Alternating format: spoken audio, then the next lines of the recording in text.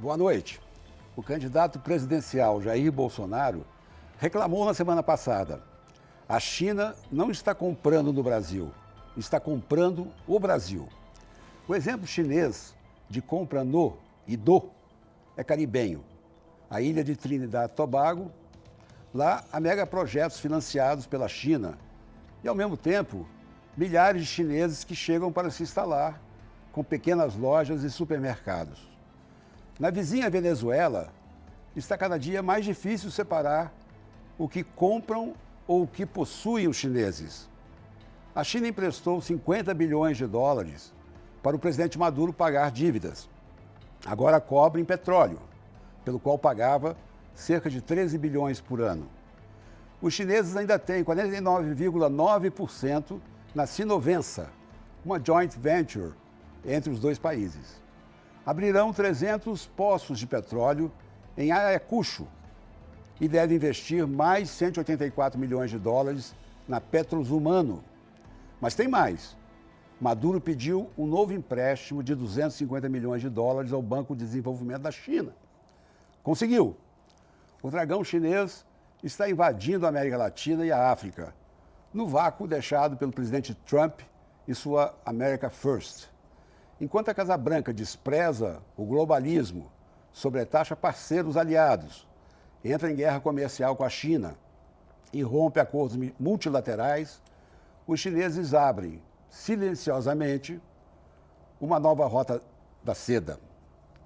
Convidamos para nos explicar essa China que não só avança entre adversários de Trump, como Coreia do Norte, Irã, Rússia e Venezuela, mas também o Panamá estratégico para os Estados Unidos, o doutor em ciência política pela USP, professor de Relações Internacionais e coordenador acadêmico do Núcleo de Estudos e Negócios Asiáticos da ISPM, além de pesquisador visitante nas universidades Keio e Sofia, no Japão.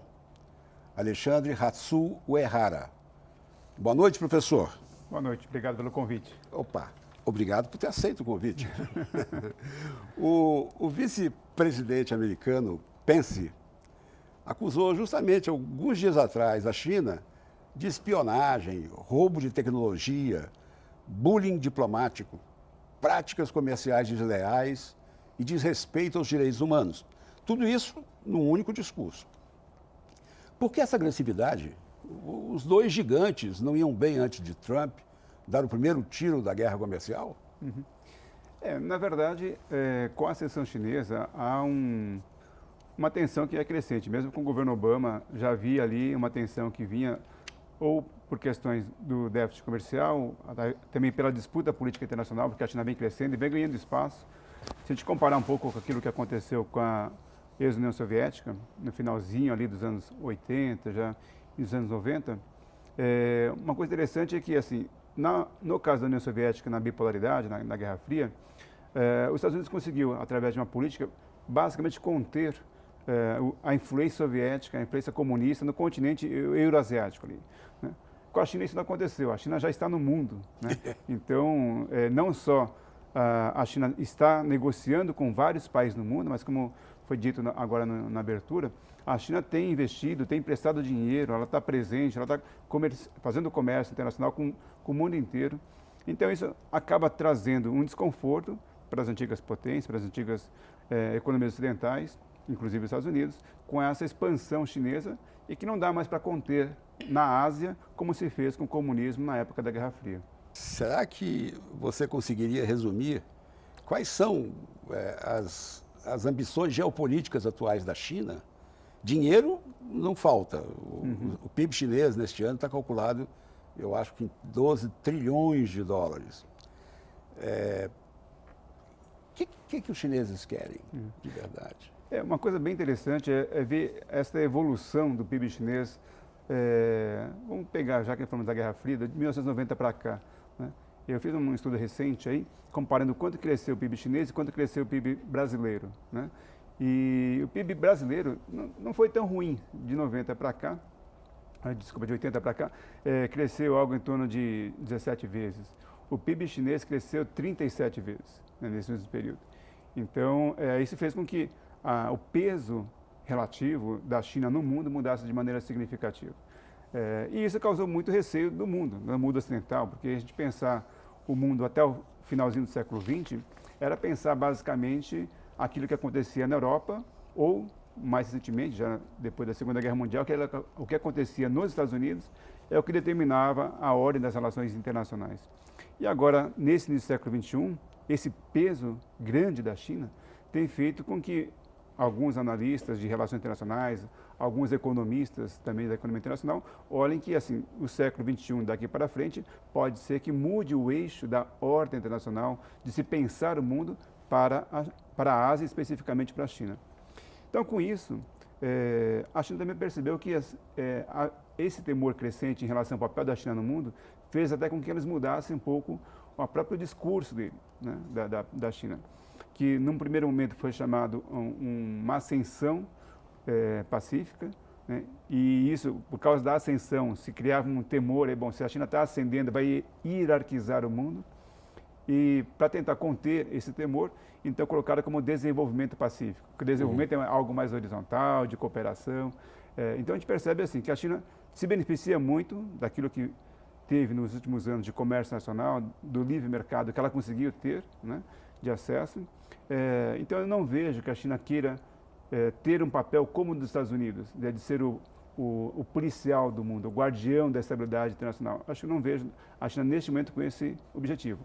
Mas ela quer assim ter um papel mais reconhecido, de um status internacional que ela teve no passado, né? O próprio nome China, né, no ideograma chinês, significa centro do mundo, né? Então, é o país do meio, né? Então, eles estão recuperando a posição que a China tinha historicamente. A China já se via como país do meio, como centro do mundo, né? E neste momento, o Xi Jinping, né, já declarou também no seu próprio discurso no início do ano, de que assim, ele quer realmente recolocar a China para o reconhecimento internacional, algo que era mais tímido e que agora ficou explícito na declaração do presidente. Gonzalo, eu fui correspondente em Israel e lá também se dizia que Jerusalém era o centro do mundo, né? E a língua no mundo nessa época era inglês, ela continua sendo inglês, mas o que se aconselhava a estudantes é que aprendessem o árabe, porque o árabe ia dominar o mundo. Pelo que você está contando agora, a gente tem que aprender chinês, né? Ah, sim, com certeza, né? Para ter uma ideia, hoje, se a gente pegar as 20 maiores economias do mundo, a China é a principal parceira comercial e a principal, assim, está entre a primeira e a quinta maior parceira comercial de todas as economias. Então, o mundo hoje realmente tem uma dependência muito forte da economia chinesa. Hoje, eu até brinco às vezes com os alunos que no passado, quando nós aqui no Ocidente, me incluo, né, como ocidental, apesar da cara asiática, nós recebíamos os asiáticos aqui e esses asiáticos procuravam ter o nome ocidental. Então, aqui no Brasil, principalmente descendentes de japoneses que vieram em maioria para cá, ao invés de usar o nome japonês, usavam o nome em português, né? Era o Mário, né? Era um nome que fosse fácil de se pronunciar em português.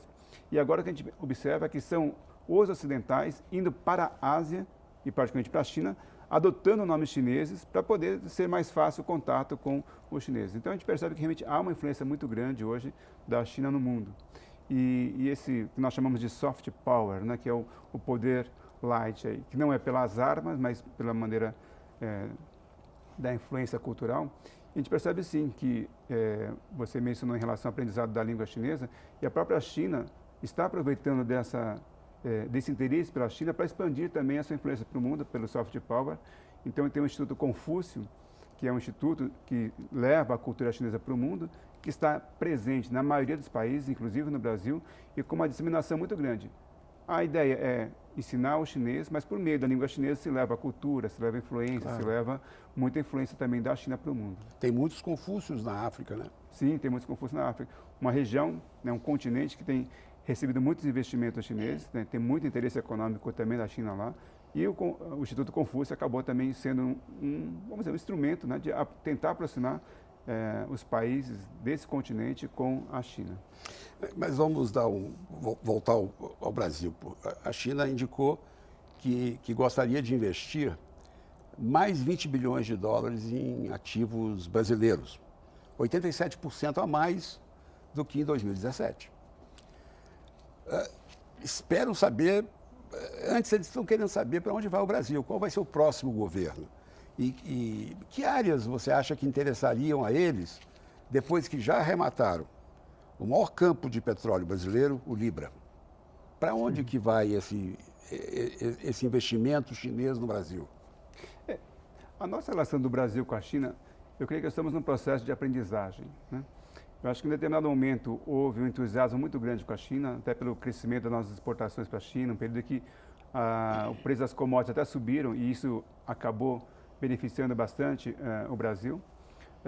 E com essa expansão do nosso comércio, com as relações econômicas com a China, esse entusiasmo fez com que muitas vezes o Brasil, os empresários brasileiros olhassem para a China com uma certa ingenuidade até. Né? Assim, olha, eles são os parceiros estratégicos desde 1993, porque foi estabelecido entre os governos essa parceria estratégica, eles estão comprando tudo da gente, a gente consegue vender tudo para eles, é um grande mercado, e aí o entusiasmo era muito grande, e com essa ingenuidade, aquilo que os chineses diziam, para o Brasil, o brasileiro praticamente acreditava em tudo. Né? Então, o governo chinês vinha, olha, nós vamos investir tantos bilhões no Brasil, e o brasileiro acreditava que aquilo realmente fosse acontecer, até o momento que começou a não acontecer. Né? E todas aquelas especulações em relação ao investimento chinês começaram, então, a causar um pouco mais de cuidado em relação a este relacionamento sino-brasileiro.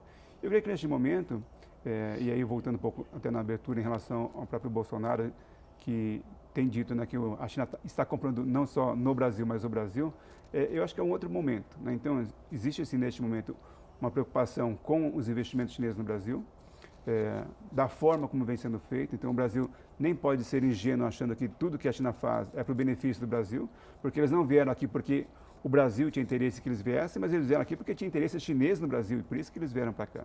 Então, a gente tem que aprender também que, assim, se eles vêm para cá, eles também têm que estar de acordo com os nossos interesses. E a gente precisa, então, desenvolver e realmente aprender mais como nos relacionarmos com os chineses. É interessante que os chineses venham investir aqui? É interessante, porque também o Brasil hoje não tem recursos suficientes para fazer todo o investimento em infraestrutura, em logística que nós precisamos. E para nós crescermos, nós já estamos num gargalo aí de investimento. Então é interessante que a gente receba esse investimento, mas precisamos ver também de que maneira a gente vai receber e quais são os nossos interesses realmente brasileiros para que a gente possa ter uma boa relação, uma relação mais equilibrada com a China. A gente vai dar um rápido intervalo agora e daqui a pouco voltamos com o professor Alexandre Uehara, que vai nos explicar como funciona o gigante chinês.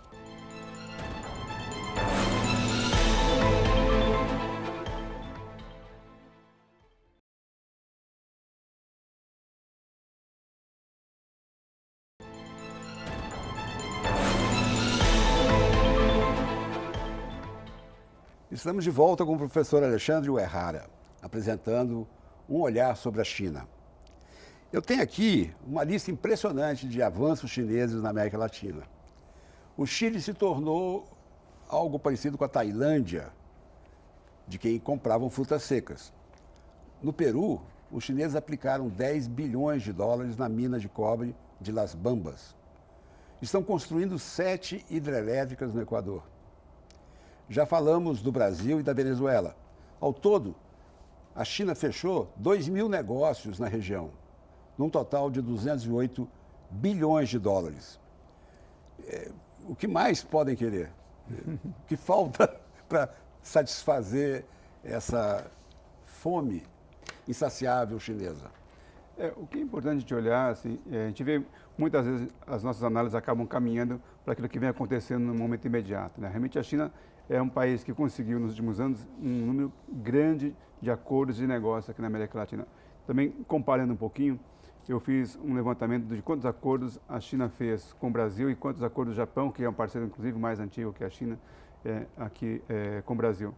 E, se não me engano, nos últimos 15 anos, enquanto o Japão fez 10 acordos, a China fez 45, né? E no mesmo período de tempo. Então mostra assim que os chineses têm muito esse empreendedorismo e também um grau de capacidade de absorver riscos muito grande. Né? Então a gente estava falando, bom, o Brasil agora está no momento de eleições, de incerteza de quem vai ser o novo presidente.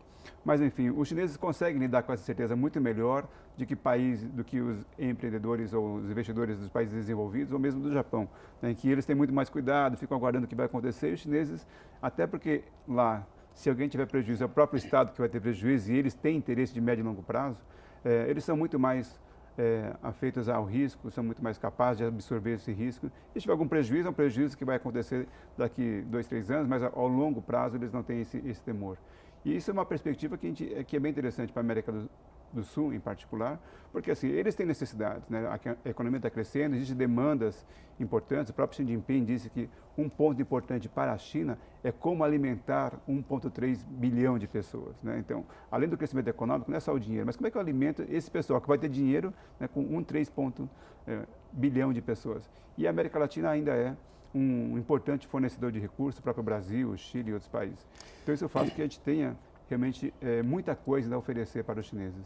Agora, professor, há pouco você se referiu ao soft power, né? Esse avanço leve, pacífico, mas a China tem problemas militares com os Estados Unidos no mar da China. Sim. E é um país muito bem armado, com armas muito sofisticadas. É difícil a China se envolver numa guerra. Ela não se deixa também provocar, ou tem uma paciência incomensurável. Mas ela também investe muito em armamento, não? Na verdade, isso é uma grande preocupação hoje, né? Porque, na verdade, a China, os analistas um pouco mais da área de defesa que acompanham, dizem que o equipamento tradicional da China já não está tão atualizado. É um equipamento um pouco mais antigo, mas que, dado o crescimento econômico, eles estão atualizando esses equipamentos. Então, esse é um aspecto. Então, uma guerra convencional, talvez o equipamento não seja tão atualizado. Mas eles estão investindo, sim, em equipamentos importantes, atualizando esses equipamentos. E mais do que isso, eles estão projetando agora poder para o mundo, né? Como eu mencionei anteriormente, enquanto a União Soviética foi muito restrito à região euroasiática, a China hoje já tem todo esse know-how, já sabe, né, da política norte-americana, que foi formulada por um autor chamado Spikeman, que fez toda a geopolítica norte-americana de contenção da União Soviética. E o que a China tem feito? Ela sabe da importância de acesso aos mares, porque é dessa forma que os Estados Unidos conseguiu ter um domínio sobre o mundo. Então a China tem feito, no caso do Mar do Sul da China, também as chamadas ilhas artificiais, que é para criar realmente um espaço em que ela consiga ter acesso ao mundo, porque se a gente olhar o mapa da China, ela está cercada, quer dizer, o litoral da China ou tem o Japão, ou tem as ilhas ali, Okinawa, e depois o Sudeste Asiático, em que se ele não tiver o domínio ali, ele não consegue sair com seus navios, com seus porta-aviões. Então, para ela é muito importante ter esse acesso. Tendo que a gente diz, cara, que neste momento a China tem atuado mais com soft power, a China também está pensando no médio e longo prazo. E ela sabe assim que para ela poder ter uma projeção de poder, ela poder inclusive pensar na sua própria autodefesa, ter esse espaço aberto para que ela possa se defender. Então a China hoje tem investido sim bastante também na área de defesa dela. Deve estar procurando mergulhar na intimidade dos projetos americanos, porque um espião foi preso. Num raro acontecimento, um espião foi preso na Bélgica e levado essa semana passada para os Estados Unidos.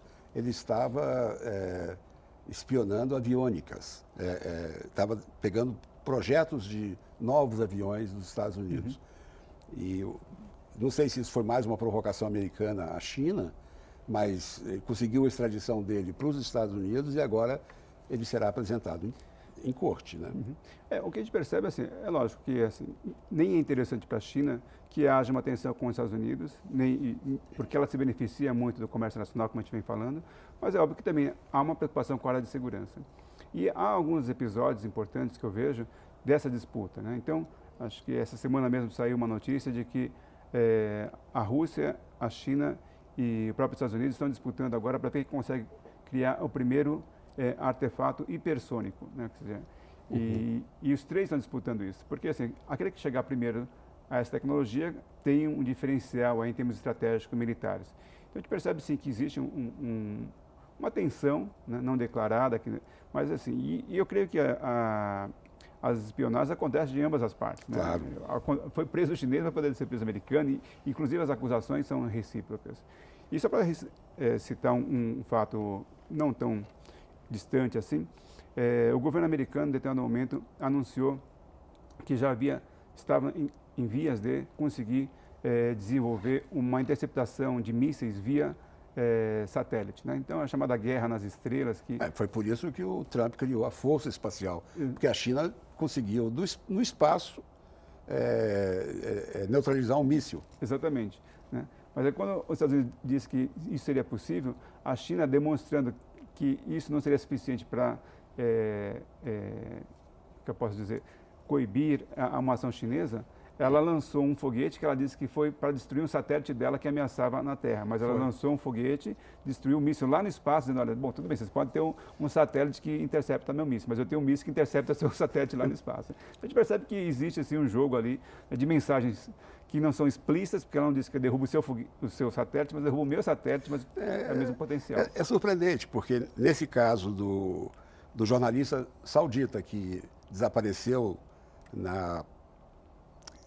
no consulado saudita na Turquia, os Estados Unidos saíram com a informação de que eles ouviram uma troca um diálogo em que o herdeiro saudita, o príncipe herdeiro saudita, pedia que o jornalista fosse capturado vivo e levado para a Arábia Saudita. Então, agora, de pensar que um diálogo desse, que é possível, mas ser capturado e ser depois servir como prova, então as atenções, os ouvidos estão atentos em todas as partes do mundo. Todos ouvem tudo e todos sabem de qualquer coisa. E nós, como civis, não temos ciência clara de como que a tecnologia já avançou, né? Porque tudo que nós recebemos hoje, assim, nossa, nós ficamos realmente surpresos com o smartphone, com as tecnologias todas que a gente consegue, Wi-Fi, mas os militares estão muito à frente. Professor, os chineses sempre pedem aos países com os quais têm fechado negócios que não reconheçam Taiwan, mas apenas uma única China.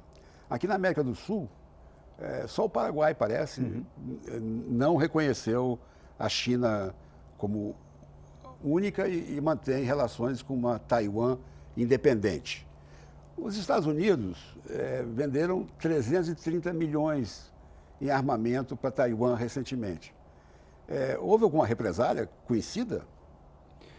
Não, há uma reclamação. Quer dizer, esse é um ponto de tensão importante na Ásia, né? Existe um acordo bilateral entre Taiwan e os Estados Unidos para que Taiwan permaneça, vamos dizer, com essa certa independência, né? A China nunca vai reconhecer a independência de Taiwan, mas existe a situação. E a China, já nos últimos anos, praticamente vem minando os reconhecimentos internacionais de Taiwan. Quer dizer, ela tinha algo em torno de 30 e hoje tem 17 países no mundo que mantêm relações diplomáticas com Taiwan. Eu creio que é uma tendência, quer dizer, a China tem muito mais dinheiro, é muito mais, e tem um poder de influência muito maior, né? E aos poucos, e esse reconhecimento é basicamente financeiro, quer dizer, Taiwan ajuda, enquanto tinha condições de ter uma ajuda a esses países maior que a China, ela mantinha o reconhecimento. A partir do momento que a China tem mais dinheiro, ela vai lá e literalmente compra esse reconhecimento, é isso que tem acontecido. Então, no caso aqui do Paraguai e de outros países das Américas que ainda tem algum reconhecimento, isso é uma questão de tempo. Eu acho que não tem como Taiwan conseguir manter essa posição de reconhecimento internacional. Mesmo porque não é uma contenção à força, é uma contenção feita com o poder do dinheiro. O próprio Taiwan, ela mesma já reconheceu que tem uma dependência importante da China, né? Que no passado eles limitavam as relações econômicas, limitavam os voos. Agora Taiwan mesmo já abriu voos direto Taiwan-China, já tem relações econômicas mais intensas. Muitos investidores taiwaneses estão investindo na China porque lá é um mercado interessante. Então a relação vem acontecendo. Taiwan faz os telefones da Apple, mas no continente chinês. Sim. A fábrica está lá, então... tem uma dependência que é difícil resistir à China nesse aspecto. Tá bom. Professor, nosso tempo voou, nosso tempo acabou, a gente vai ter que ficar por aqui. Eu, mais uma vez, agradeço ao professor Alexandre Uehara pela presença. E até a próxima segunda-feira.